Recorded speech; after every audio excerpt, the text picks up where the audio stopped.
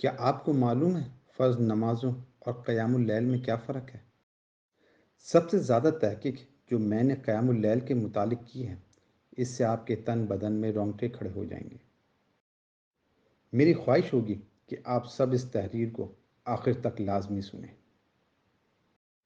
یہ دعوت کا کارڈ ہے رب العالمین کی طرف سے۔ مجھے رات کے آخری حصے کی نماز قیام اللیل نے تعجب میں مبتلا کر دیا، اور میں نے اس میں پایا کہ نماز فرض نمازوں کی ندا بشر ہی لگاتے ہیں، جبکہ قیام اللیل کی ندا رب العالمین لگاتے ہیں۔ فرض نمازوں کی ندا ہر شخص سنتا ہے، جبکہ قیام اللیل کی ندا بعض لوگ ہی محسوس کرتے ہیں۔ فرض نمازوں کی ندا حی علی الصلاۃ حی علی الفلاح ہے،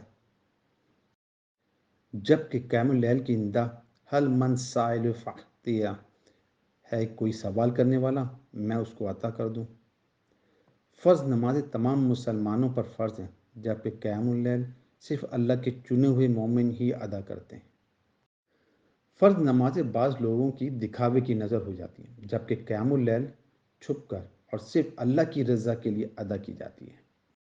فرض نمازوں کو ادا کرتے وقت مسلمان دنیاوی سوچوں میں مگن اور شیطانی وسوسوں میں مبتلا رہتا ہے، جبکہ قیام اللیل میں مومن دنیا سے منقطع اور آخرت کی فکر میں مگن ہو جاتا ہے۔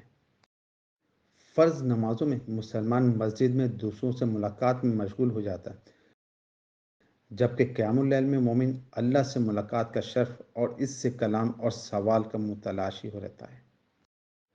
فرض نمازوں میں دعا قبول ہونے کا علم نہیں، جبکہ قیام اللیل میں اللہ نے خود اپنے بندوں سے دعا کی قبولیت کا وعدہ کیا ہے۔ آخر میں قیام اللیل اس خوش نصیب کو حاصل ہوتی ہے جس سے اللہ کلام کرنا چاہتا اور اس کے ہم و غم سننا چاہتا، کیونکہ وہ اپنے اس مومن بندے کے سب سے زیادہ قریب ہوتا ہے۔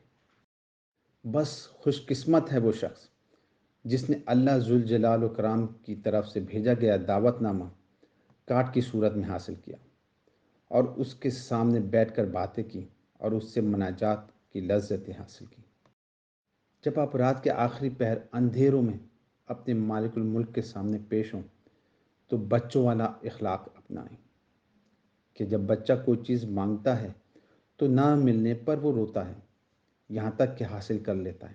بس آپ بھی اپنے رب سے بچوں کی طرح مانگیں، اپنے ساتھ دوسروں کو بھی ترغیب دیں تاکہ دوسروں کے عمل کا آپ کو بھی پورا اجر ملے۔